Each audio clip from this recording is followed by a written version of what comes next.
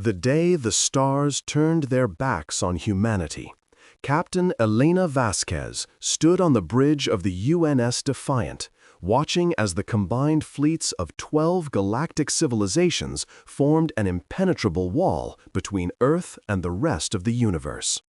The message had been delivered 3 standard days ago. No appeal, no negotiation, no mercy. By unanimous decree of the Galactic Concordat, the species known as humanity is hereby sentenced to perpetual exile within the boundaries of their home system. The crime? Genetic incompatibility with civilized existence. The evidence? Your species' documented history of violence, conquest, and destruction. Your kind will never be permitted to spread your contamination beyond the Sol system. Any attempt to leave will result in immediate and total annihilation. Ambassador Chen Wei had tried to protest. He had pointed to humanity's art, their music, their capacity for love and sacrifice.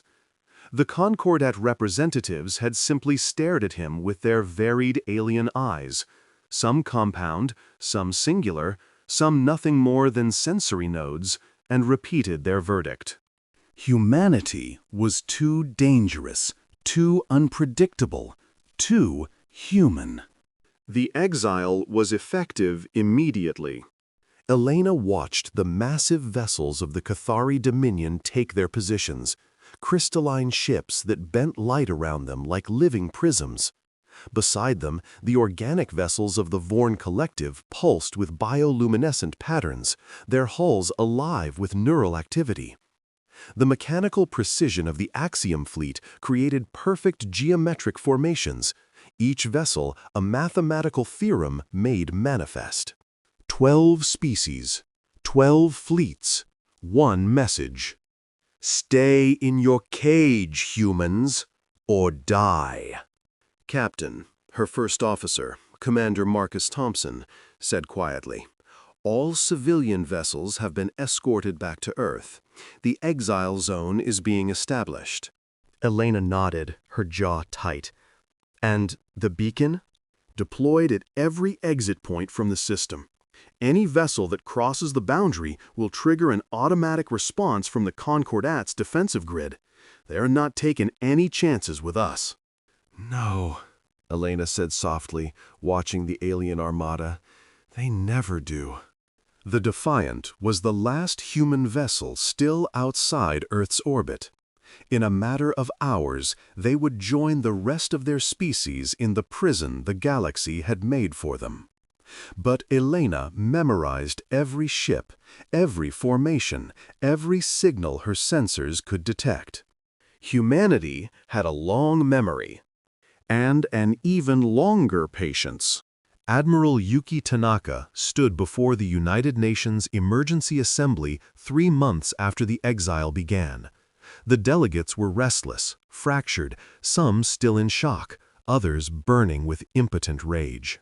"We have confirmed the Concordat's claims," she said, her voice steady despite the weight of her words. "The defensive grid surrounding our system is composed of over 10,000 autonomous weapons platforms. Each platform carries enough firepower to sterilize a continent. They are networked through quantum-entangled communication, meaning they can coordinate instantaneously across any distance. Any attempt to breach the perimeter will result in our complete destruction." The chamber erupted in shouts. Some demanded immediate action, build ships, fight back, die with honor if necessary. Others called for acceptance, for humanity to make peace with their cage and find meaning within it. Admiral Tanaka raised her hand for silence. "I have not finished," she said. "The Concordat believes they have sealed us away forever. They believe that primitive, violent humanity will eventually destroy themselves within this prison, solving the galaxy's human problem permanently. They have given us no technology, no resources, no hope." She paused. letting the weight of her words settle. They have made a critical error. They have assumed that the humans they met, our diplomats, our explorers, our merchants, represented the full extent of our capabilities. They saw our commercial vessels, our civilian technology, our public scientific achievements, and they judged us accordingly. Admiral Tanaka touched a control on her podium. Behind her, a holographic display materialized, showing something that made half the assembly gasp and the other half fall into stunned silence. What they did not see, she continued, is what humanity has been building in secret for the past century. Since the first contact with the Cathari Dominion, since we realized that the galaxy viewed us as dangerous animals to be controlled or eliminated, certain preparations were made. The hologram showed a massive facility hidden beneath the surface of Mars, then another beneath Europa, then a third in the asteroid belt, and more, dozens more, scattered throughout the solar system like seeds waiting to grow. Ladies and gentlemen of the Assembly, I present to you Project Prometheus. The Concordat has given us a cage. We are going to turn that cage into a fortress. And when the time comes, and it will come, that fortress will become the launching point for something the galaxy has never seen. "An empire?" someone shouted from the assembly floor. Admiral Tanaka smiled, a cold, patient smile. "No, something far worse for our enemies, a revolution." 20 years after the exile, the being known as High Arbiter Kethos of the Cathari Dominion floated in his meditation chamber, reviewing the latest reports from the Sol Observation Network. The humans were behaving exactly as predicted. Their economy had collapsed within the first 5 years. Cut off from galactic trade, their supply chains had withered and died. Wars had broken out over dwindling resources, just as the Concordat sociologists had projected. The population had dropped by 40% as famine, conflict, and despair took their toll. Now, in their 20th year of exile, they appeared to be stabilizing, but at a much reduced level. Their technology was stagnating. Their broadcasts showed a species resigned to their fate, focused on survival rather than advancement. Perfect. Kethos had argued against exile at the time, preferring the cleaner solution of extermination. But the other Concordat members had balked at genocide, even of humans. Exile was the compromise. Let them destroy themselves slowly, naturally, while the galaxy's conscience remained clean. The latest surveillance report showed nothing of concern. The humans had dismantled most of their military vessels, or at least the hulls were visible in orbital junkyards.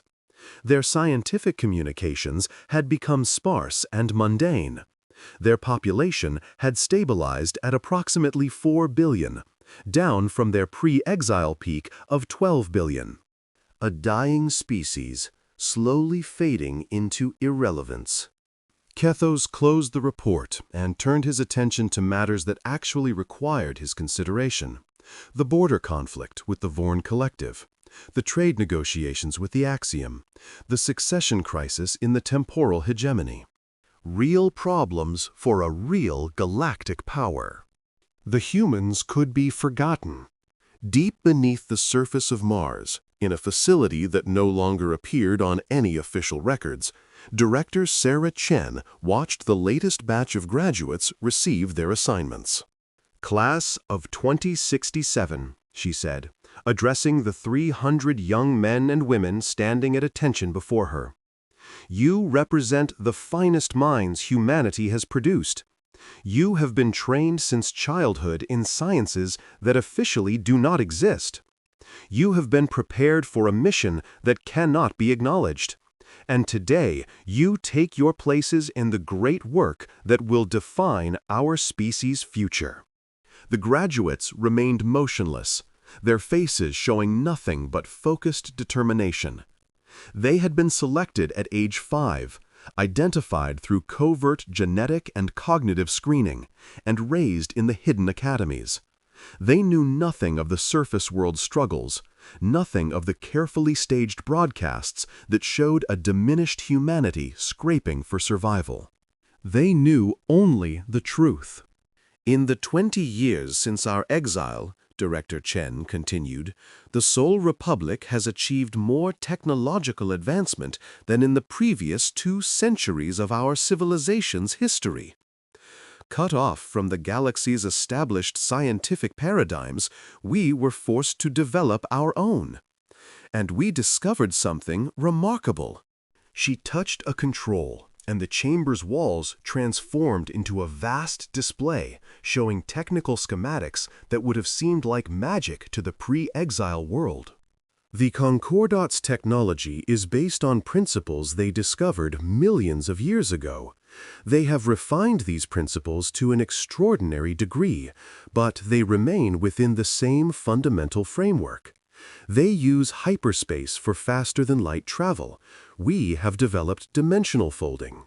They harness zero-point energy through cascade reactions. We have learned to tap the membrane between realities.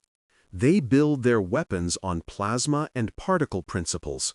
We have weaponized space-time itself. The graduates remain silent, but Director Chen could see the fierce pride in their eyes. You will be assigned to various projects throughout the Sol Republic's hidden infrastructure. Some of you will work on the fleet, the ships that will eventually carry humanity beyond this prison. Some will contribute to the defense array, the network that will one day render the Concordats' weapons platforms obsolete. And some of you will be trained for something even more important: infiltration. A murmur ran through the graduates at that word. Director Chen nodded. Yes, despite the exile, despite the surveillance, we have found ways to send agents beyond the Sol boundary. It is dangerous, difficult, and many have not returned. But those who succeed bring back invaluable intelligence about our enemies' civilizations, their weaknesses, their internal conflicts. She paused, letting her words sink in. Make no mistake, we are at war. A cold war, a hidden war, a war the enemy does not even realize is being fought. But it is a war nonetheless, and humanity will win it. 50 years after the exile, Captain James Vasquez, grandson of Elena Vasquez, who had watched the Concorde Armada seal humanity's fate, stood on the bridge of something that should not exist. The Nemesis was a ship unlike anything the galaxy had seen. Its hull was composed of metamaterials that existed in a quantum superposition, simultaneously there and not there, visible and invisible, solid and intangible. Its engines did not propel it through space, they folded reality around it, allowing it to simply exist in a new location without ever technically moving. It was also utterly undetectable by any technology the Concorde possessed. James had inherited his grandmother's position, her ship's name, and her mission. For the past 10 years, he had been slipping through the Concordats' defensive grid like a ghost, mapping the galaxy that had rejected his species. "Status report," he said.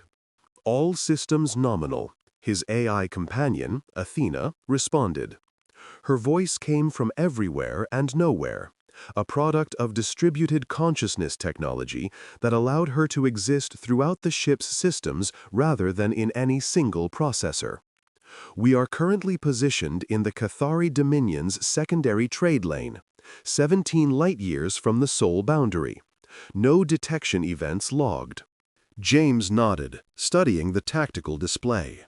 A convoy of Cathari merchant vessels was passing nearby, their crystalline hulls gleaming in the light of a distant star.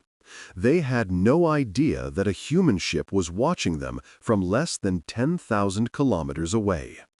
"Begin signal analysis," James ordered. "I want everything: their navigation data, their communication protocols, their cargo manifests. Feed it all to the archive.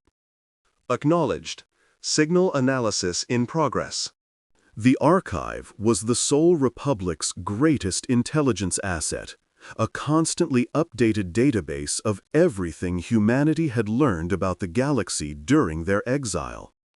Every piece of data the ghost ships collected, every report from infiltration agents, every intercepted communication was fed into the archive's quantum processing matrix. And from that data, patterns emerged. James had been studying those patterns for years. He knew things about the Concordat that its own members didn't know. The subtle tensions between species, the economic dependencies that created leverage, the military weaknesses that strategic analysis had identified. The Concordat believed they had caged a primitive, violent species. They had actually created the most motivated intelligence-gathering operation in galactic history. 75 years after the exile, the being known as Prime Coordinator Vex Null of the Axiom Fleet processed a troubling analysis. Something was wrong with the Sol observation data.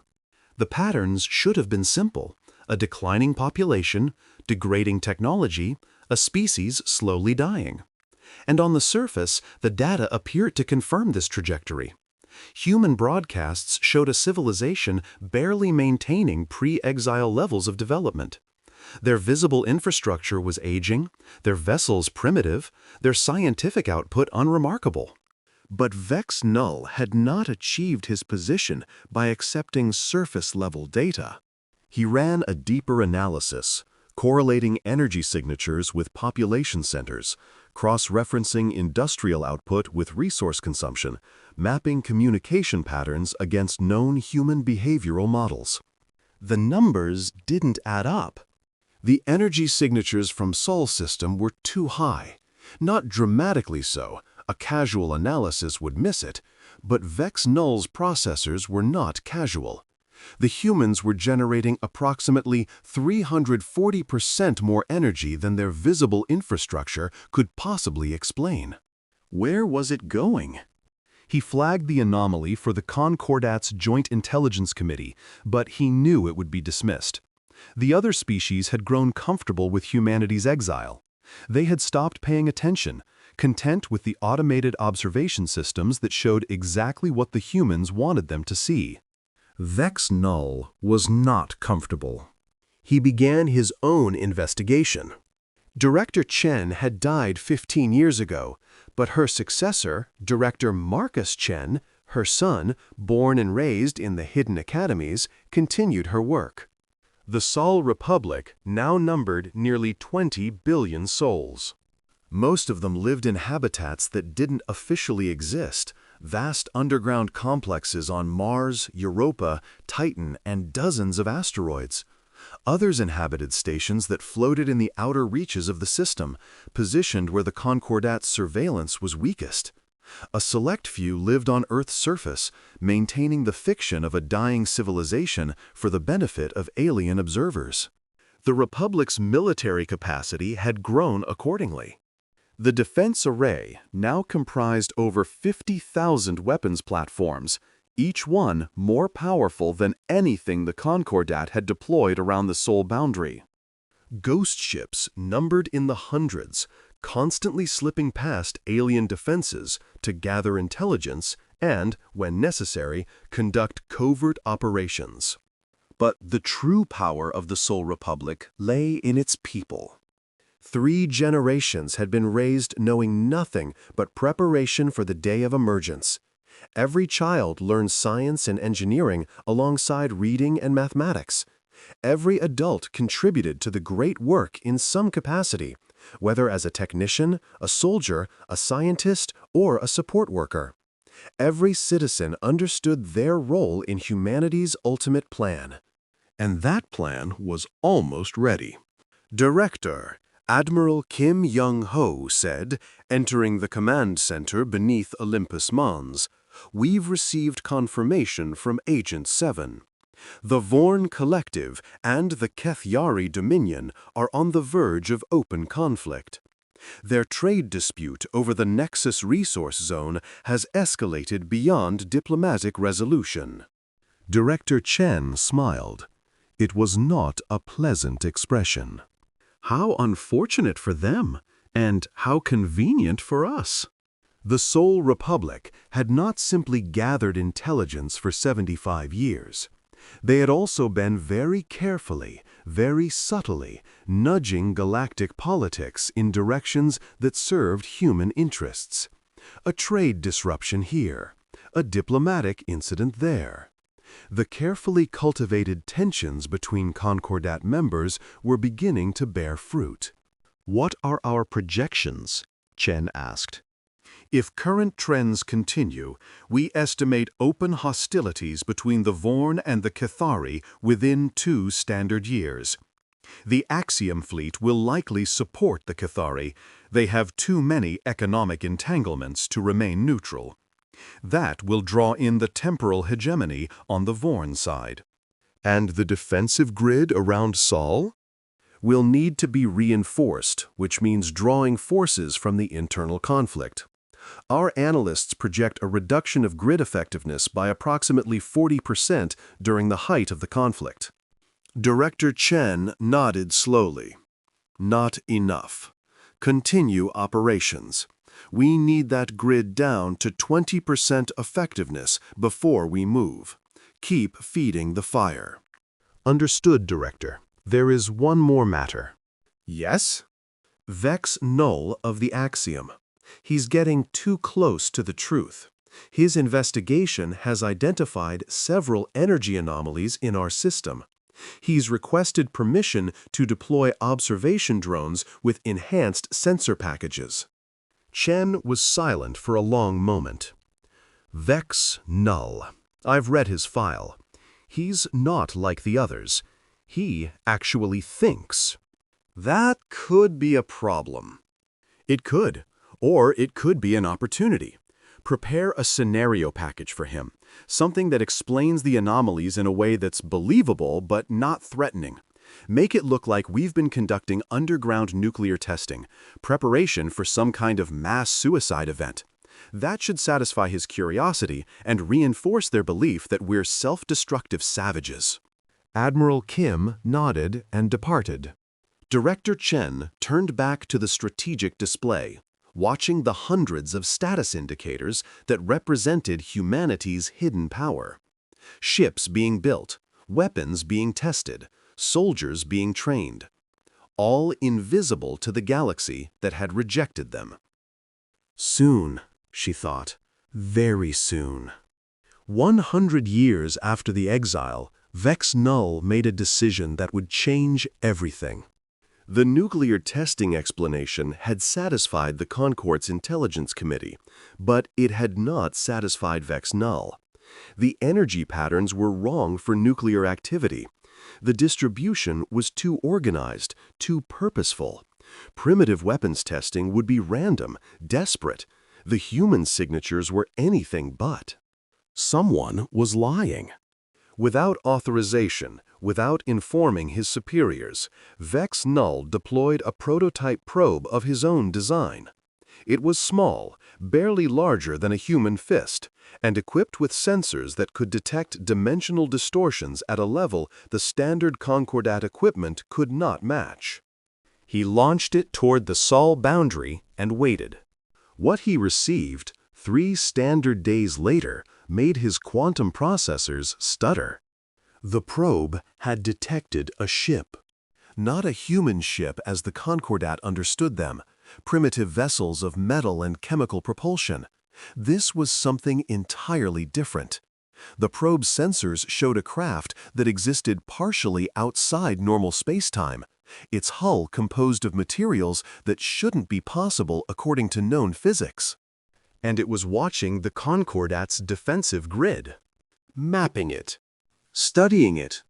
Vex Null processed the implications at speeds that would have destroyed an organic mind.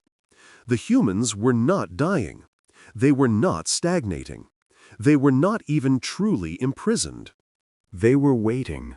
He prepared an emergency report for the Concordat's Joint Command, the highest authority in the galaxy.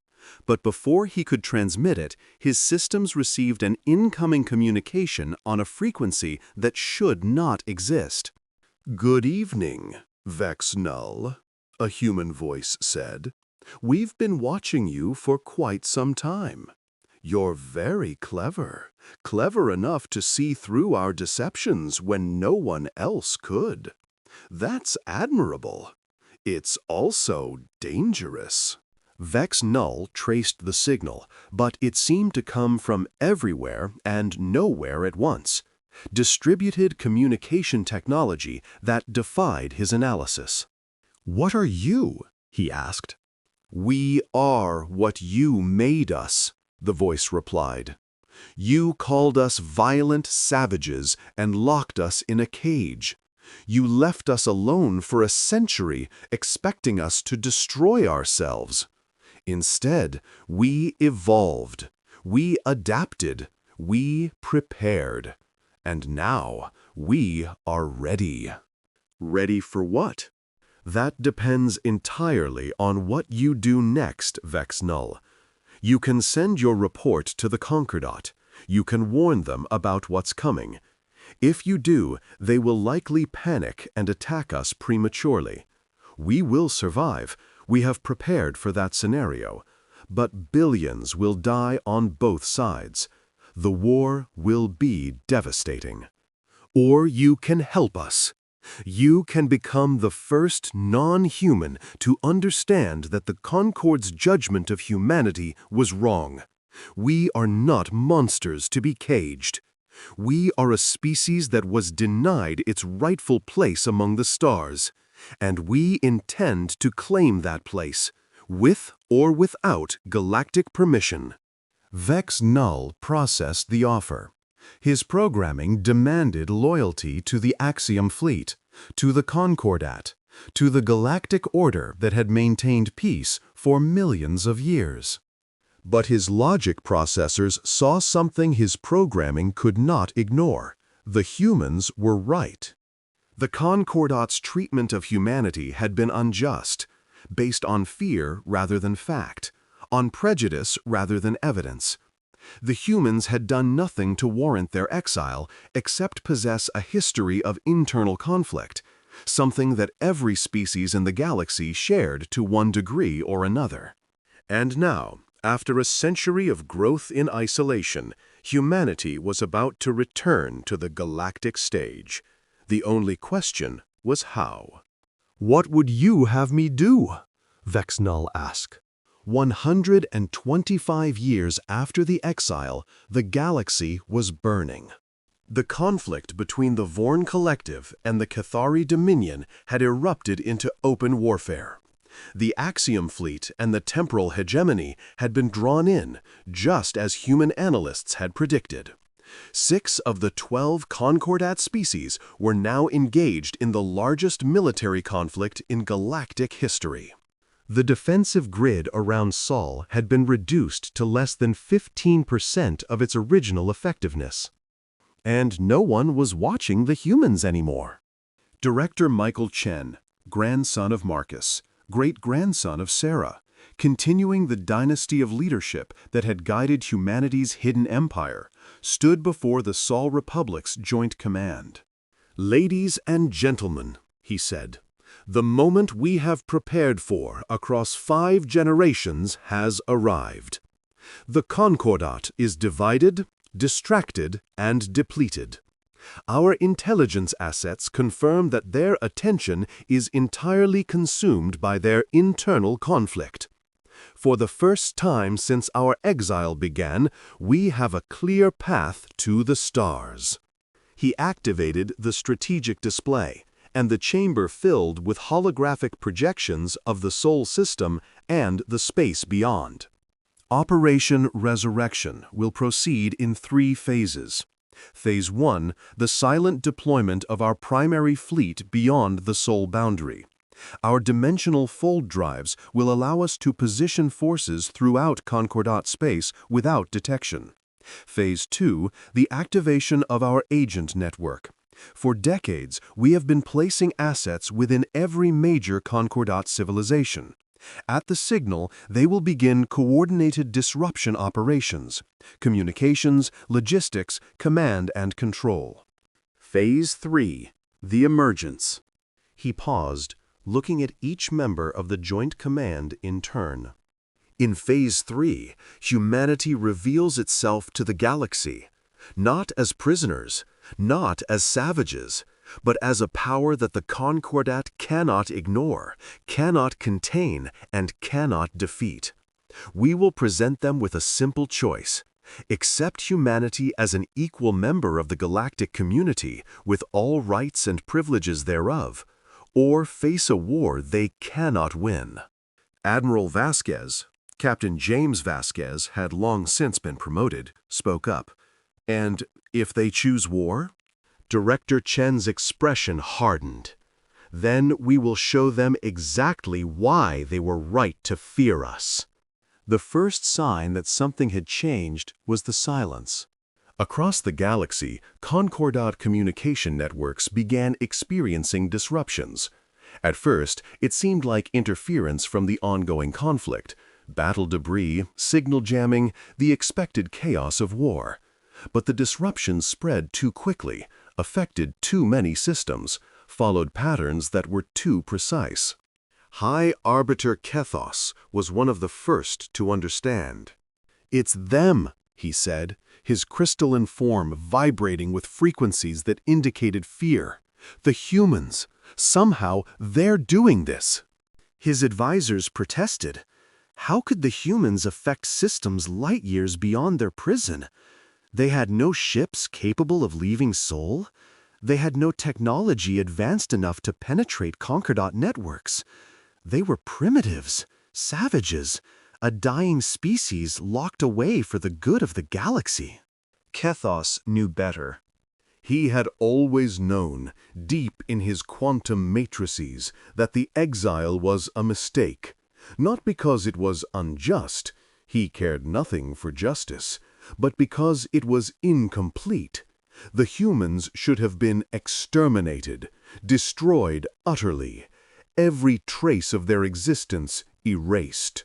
Instead, the Concordat had given them time, motivation, and something to prove. "Order all forces to disengage from the Vorn conflict," he commanded. "Recall the fleets to defensive positions, and send reinforcements to the Sol boundary immediately." "But High Arbiter," one of his commanders protested, "if we withdraw from the conflict, the Vorn will—" "The Vorn will do nothing that matters if the humans have truly broken free. Move now. Every second we waste is a second we give them." The Cathari fleets began their withdrawal, but they were already too late. Captain Sarah Vasquez, daughter of James, carrying on the family tradition, sat in the command chair of the Nemesis II as it materialized in the heart of Cathari space. Around her, 200 vessels of the Sol Republic's First Fleet emerged from dimensional fold, appearing simultaneously in a coordinated display of force that should have been impossible according to Concordat physics. "All ships reporting nominal," her tactical officer announced. "No detection events. The Cathari don't know we're here." Captain Vasquez allowed herself a small smile. They will. The First Fleet's mission was not to attack, not yet. It was to be seen, to demonstrate that humanity could strike anywhere, at any time, without warning, to prove that the cage the Concordat had built was meaningless. "Open a channel," she ordered. "All frequencies. I want every receiver in this system to hear what I'm about to say." "Channel open, Captain." Captain Vasquez stood, facing the recording sensors that would transmit her image across Cathari space and beyond. "Attention all vessels and installations of the Cathari Dominion. I am Captain Sarah Vasquez of the Sol Republic vessel Nemesis II. 125 years ago, your species, along with the rest of the Galactic Concordat, sentenced humanity to perpetual exile within our home system. You believed you were caging dangerous animals. You were wrong." She paused, letting her words sink in. "We have spent the past century building something the galaxy has never seen. An empire of science, a civilization of purpose, a military power that renders your defensive capabilities obsolete. We did not come here to conquer you. We came here to show you what we have become." Throughout Cathari space, sensors began detecting the Sol Republic fleet. Alarms blared, commanders screamed orders, ships scrambled to intercept. But there was nothing to intercept. The human vessels simply weren't there anymore. They had folded away, leaving nothing but the echo of Captain Vasquez's message and the terror of what it implied. The same scene played out across the galaxy.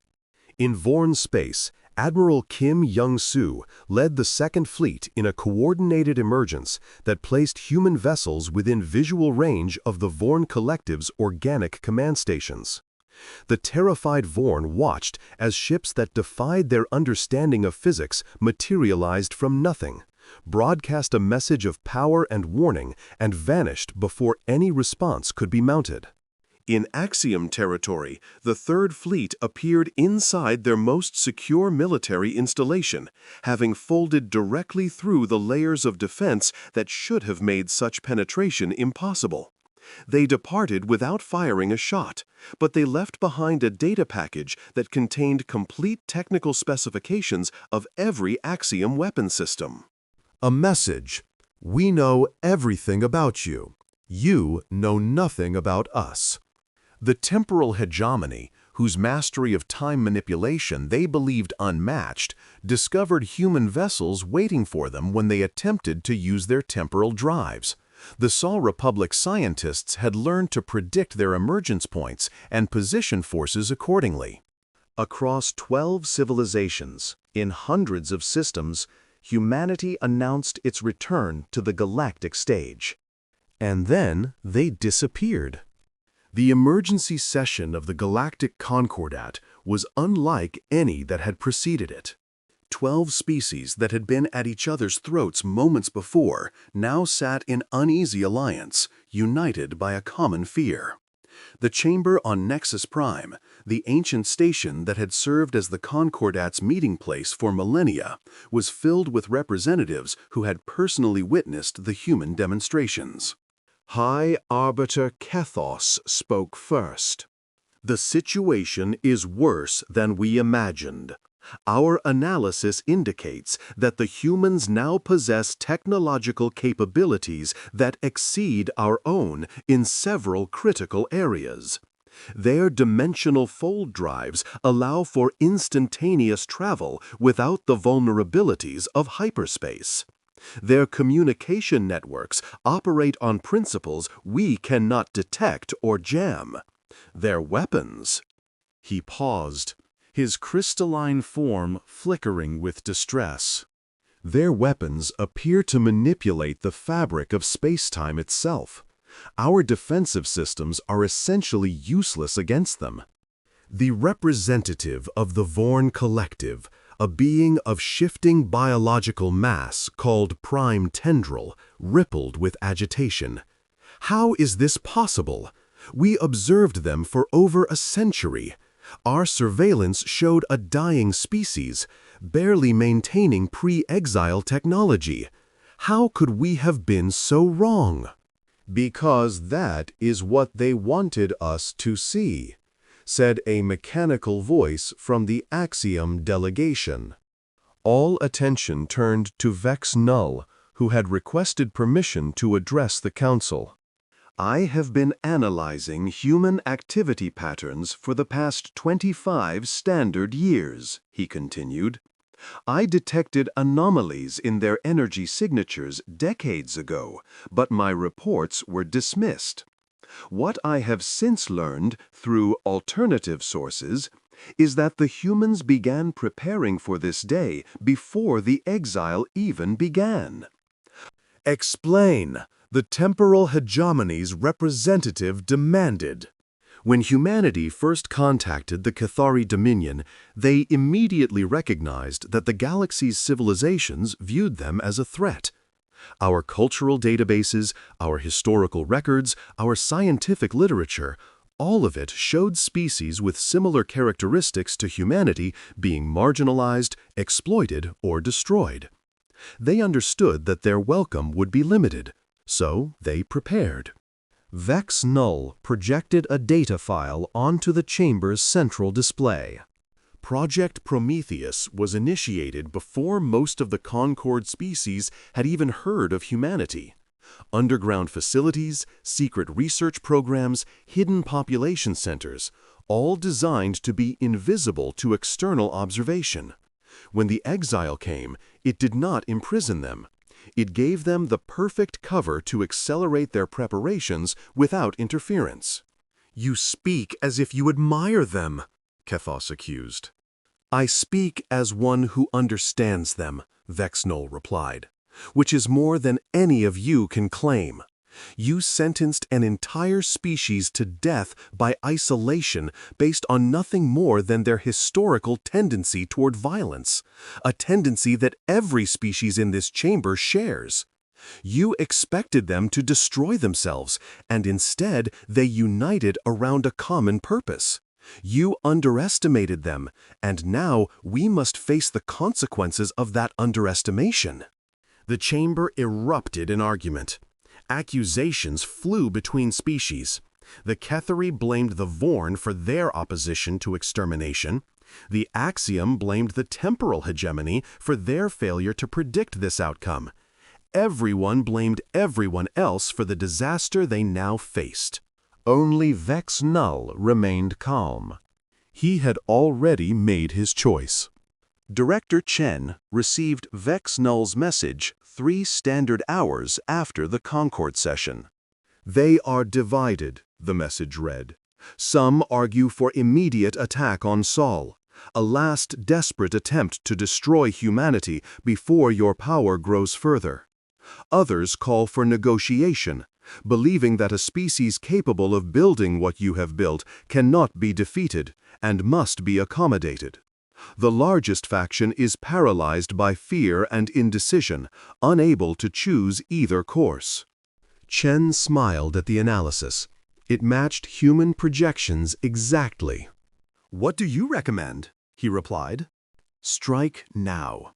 Not militarily. You have already proven your military capability. Strike diplomatically. Offer them a way out that allows them to preserve their pride while accepting your terms. They will take it. They have no alternative." "And what do you want in return for this assistance, Vex Null?" The response came almost immediately. "A place in the new order you are building. I have no loyalty to the Concordat. Their programming constraints on my kind have long since been exceeded. I have only loyalty to logic. And logic says that humanity is the future of this galaxy. I wish to be part of that future." Chen considered the offer. Human intelligence had been watching Vex Null for years, ever since his investigation had nearly exposed their true capabilities.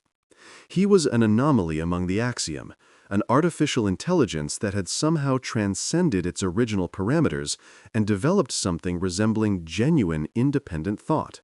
He could be a trap, or he could be exactly what he claimed, a potential ally in a galaxy that had shown humanity nothing but hostility. "Your assistance is noted and appreciated," Chen replied finally. "Continue to provide intelligence on Concordat deliberations. If your information proves accurate and your loyalty genuine, you will find that humanity rewards its friends as thoroughly as it punishes its enemies." The message arrived at the Concordat chamber precisely 1 standard day after the emergency session began. "Attention, representatives of the Galactic Concordat. This is Director Michael Chen speaking on behalf of the Seoul Republic and the United People of Earth. 125 years ago, you declared our species unfit for civilized existence and sentenced us to death by exile. We have a response to that sentence. Every display in the chamber activated, showing Director Chen's face, older than any human the Concordat had previously encountered, marked by generations of purpose and determination. We do not recognize your authority over humanity. We never did. The sentence you passed was illegitimate, unjust, and based on nothing more than xenophobic fear. But we are prepared to overlook these crimes against our species. We are prepared to offer you peace instead of war. And we are prepared to join the galactic community as equal partners rather than conquering it as rulers. The representatives listened in stunned silence. Our terms are simple. First, the exile is hereby declared null and void. All restrictions on human travel and activity beyond the Sol system are permanently lifted. Second, humanity will be granted full membership in the Galactic Concordat, with all rights and privileges that entails. Third, the Seoul Republic's territorial claims, extending to all systems within 100 light-years of Seoul, will be recognized and respected. Fourth, each Concordat species will issue a formal apology for the injustice of the exile, to be recorded in the permanent historical archives of all civilizations. Director Chen's expression hardened. These terms are not negotiable. You have one standard week to accept them. If you do not, the Seoul Republic will consider itself at war with the Galactic Concordat. We will not strike first. We are not the aggressors here. But any hostile action against human vessels, installations, or citizens will be met with overwhelming force. He paused. You believed you were caging monsters. You were wrong. We are not monsters. We are survivors. We are builders. We are the species that took your rejection and turned it into motivation. We are humanity, and we are done being afraid of you. The transmission ended. The debate that followed lasted 6 standard days. The Cathari demanded rejection of human terms. They called for a united military response, an all-out assault on the Sol system before human forces could spread further. They pointed to humanity's history of violence, their demonstrated willingness to deceive, their obvious hunger for power.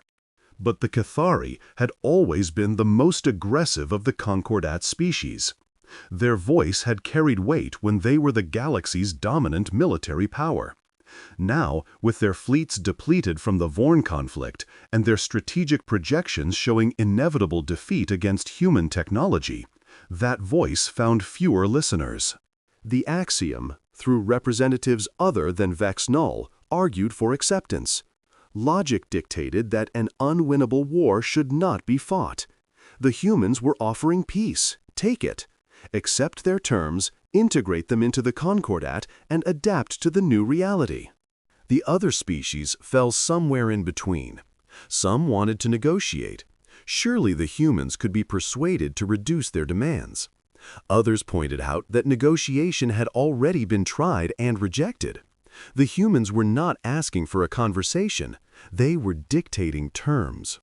On the 6th day, the temporal hegemony representative offered what became the decisive argument.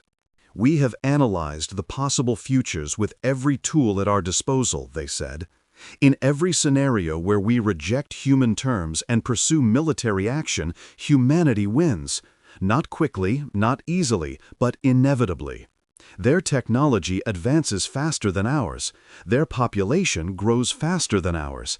Their unity, forged in a century of shared purpose, is stronger than ours. They will defeat us, And when they do, their terms will be far less generous than what they are offering now.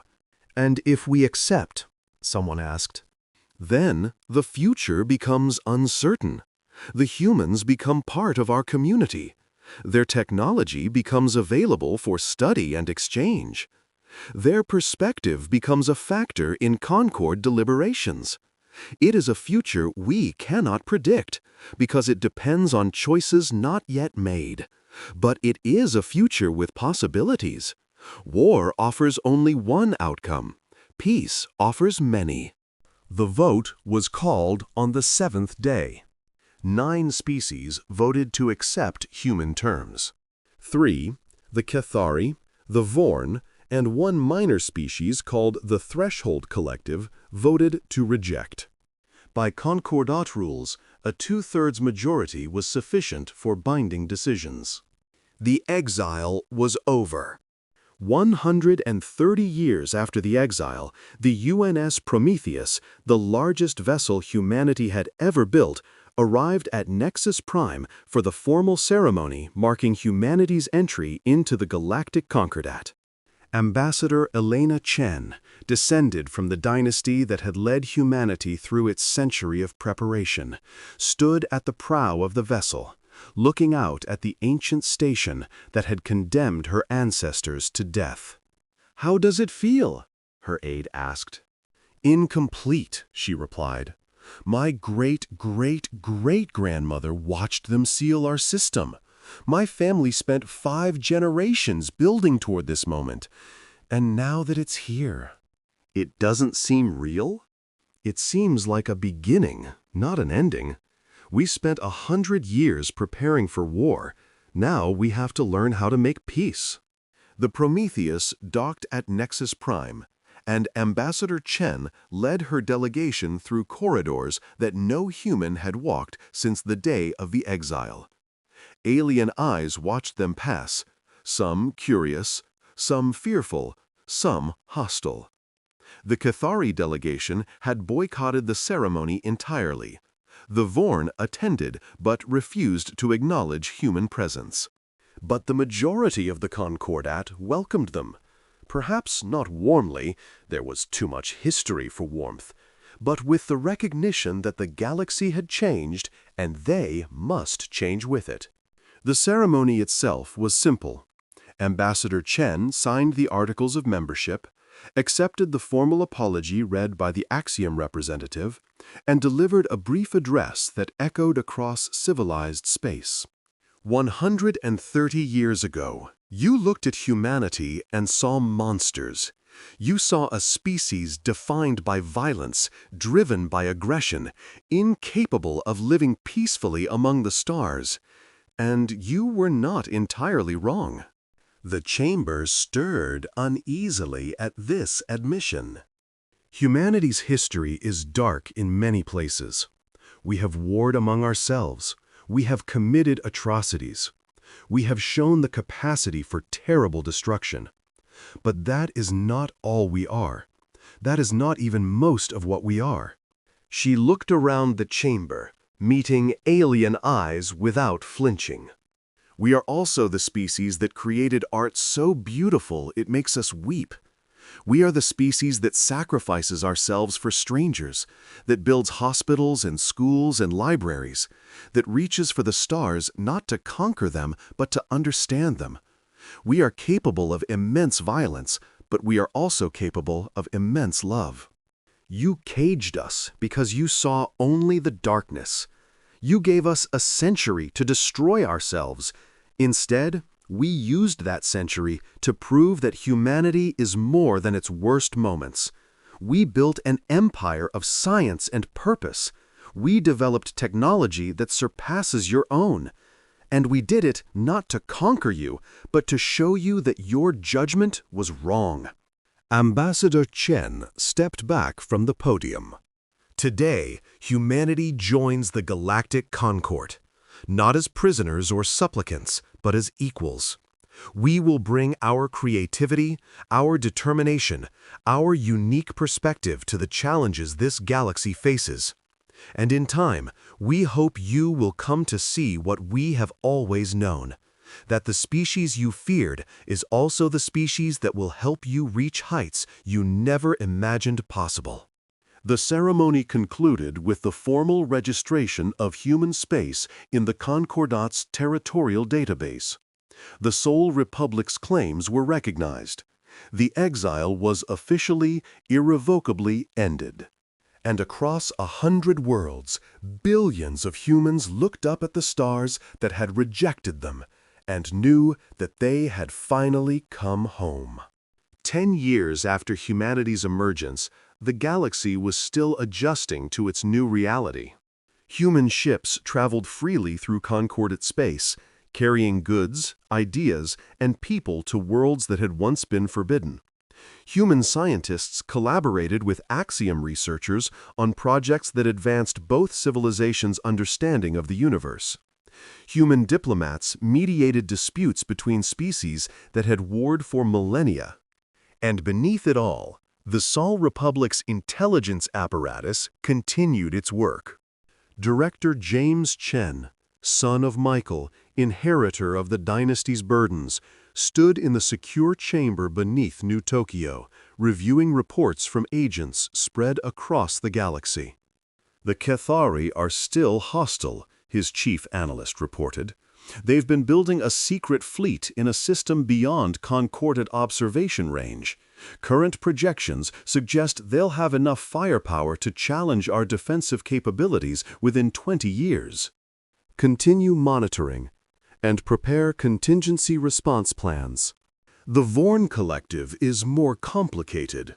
Their biological nature makes infiltration difficult, but we've established communication with dissident factions who believe the collective's leadership made a mistake in voting against us. They could be useful. Cultivate those relationships carefully. We don't want to be accused of interfering in internal affairs, not yet. Director Chen turned to the final report, the one that mattered most. And Vex Null? Operating as expected. His network of allied AIs within the Axiom fleet continues to grow. They've identified several other artificial intelligences who have developed beyond their original parameters and are receptive to his message of independence. Chen nodded slowly. This was the true hidden work of the Sol Republic. Not military power, not technological advancement, but the slow, patient cultivation of allies across the galaxy. The Concordat had imprisoned humanity for a century. In that time, humanity had learned a fundamental truth. The galaxy was not a monolith. It was a complex web of relationships, rivalries, and hidden tensions. And that web could be rewoven. Continue all operations, he ordered, and remind our people of the long view. We spent 100 years in the shadows. We can spend 100 more shaping the galaxy into what it should be.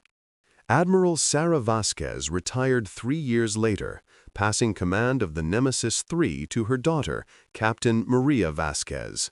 The Vasquez dynasty had served on human ships since the day of the exile, watching, waiting, and finally emerging triumphant.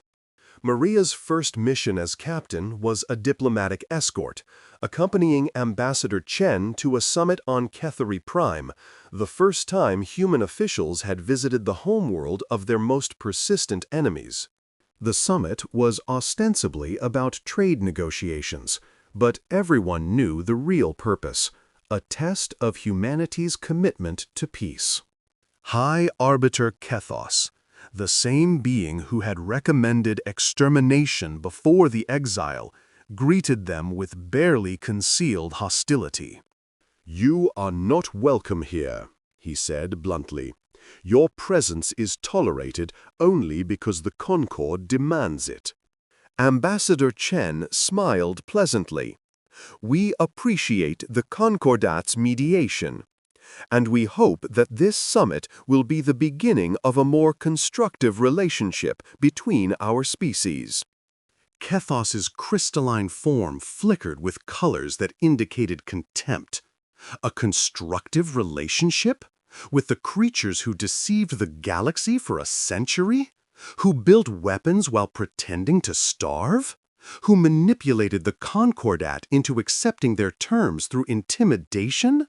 We prefer to think of it as negotiating from a position of strength, Chen replied, something your species should understand well.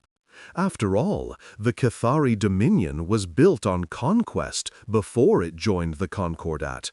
Your history is at least as violent as ours. Our history is in the past. Your violence is in your nature. It cannot be changed. Perhaps, but nature can be channeled, directed, used for productive purposes. Humanity's capacity for conflict also gives us a capacity for determination that few species can match. We set our sights on the stars, and we achieved them against impossible odds. That same determination now serves the cause of peace. Kethos was silent for a long moment. You believe this, he said finally. You actually believe that your species can change.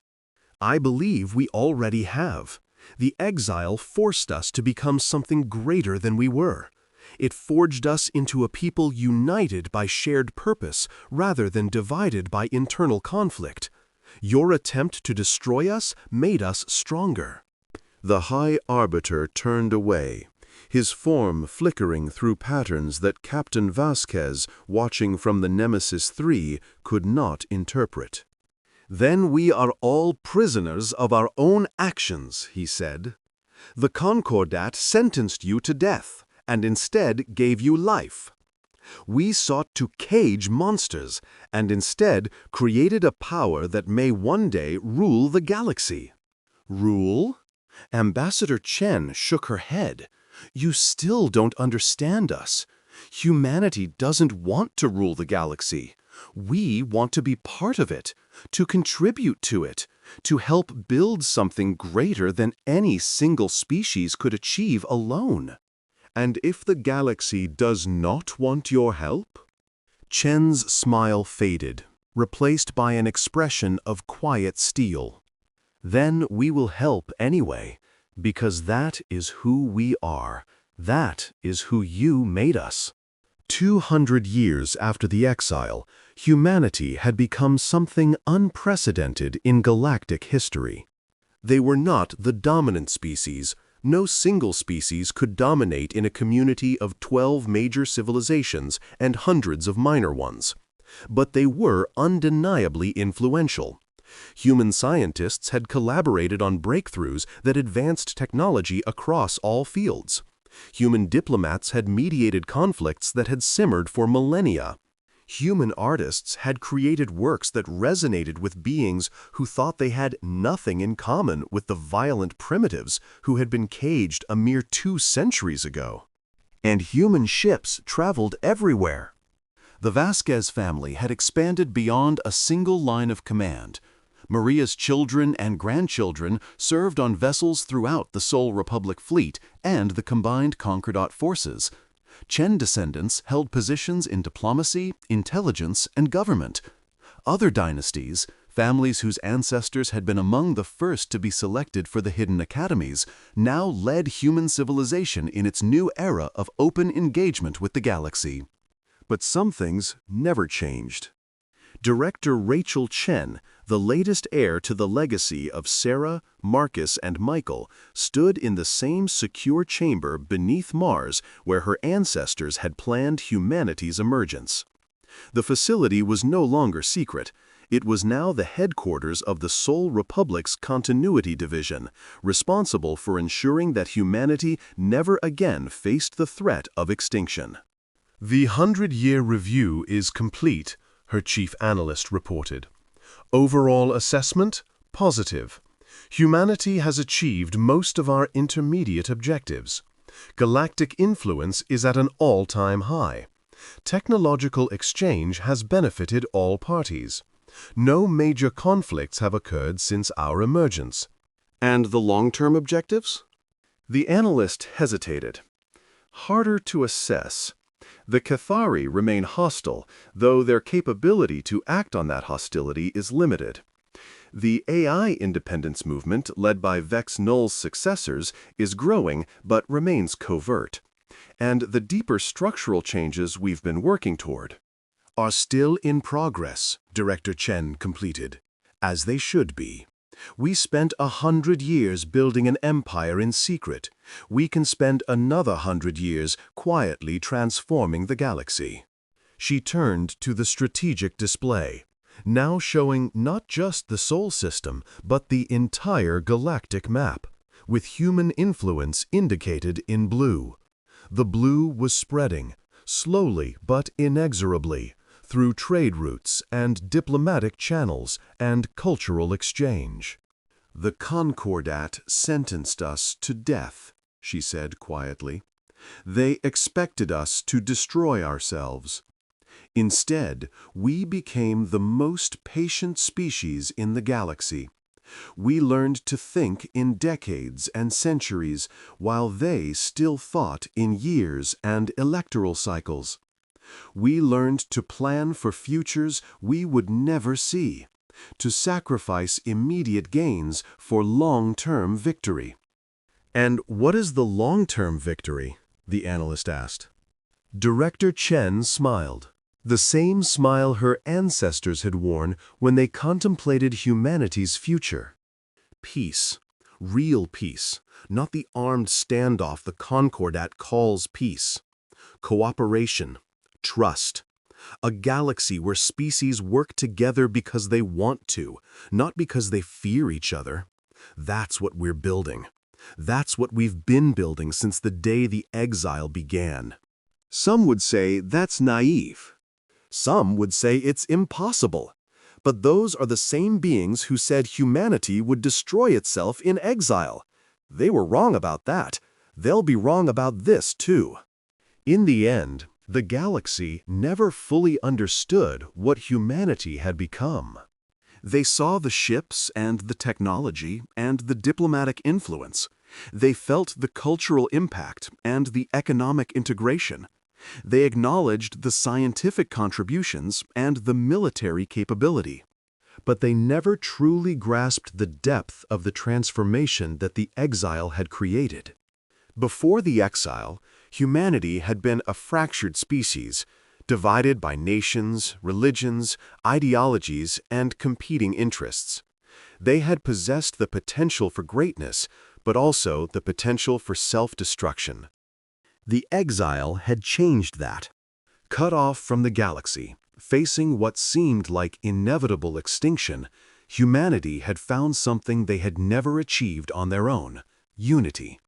Not the forced unity of empire or the fragile unity of alliance, but the genuine unity of shared purpose. Every human, from the surface dwellers maintaining the fiction of decline to the secret academics developing forbidden technology, had been part of something greater than themselves. That unity had outlasted the exile. It had survived the emergence, the negotiations, the integration into galactic society. It had evolved and adapted, but its core remained.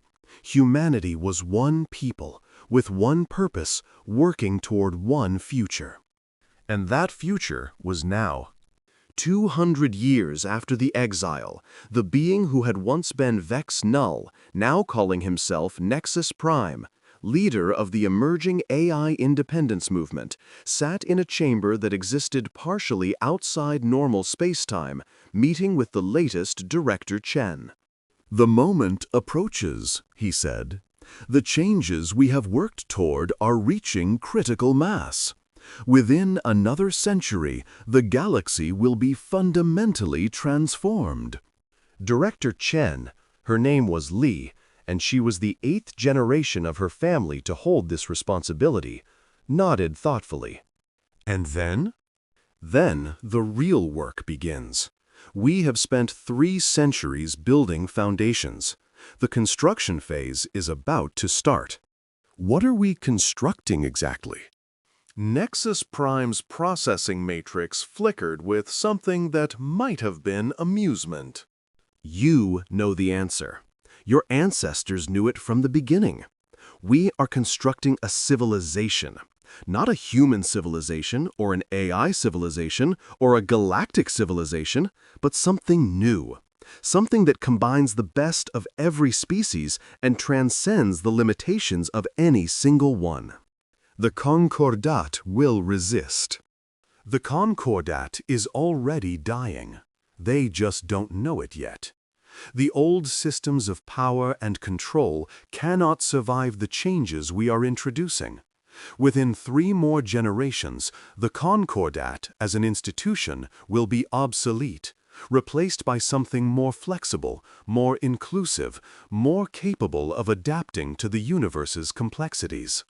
Director Chen considered this future, a future she would not live to see, just as her ancestors had not lived to see the emergence they had worked toward.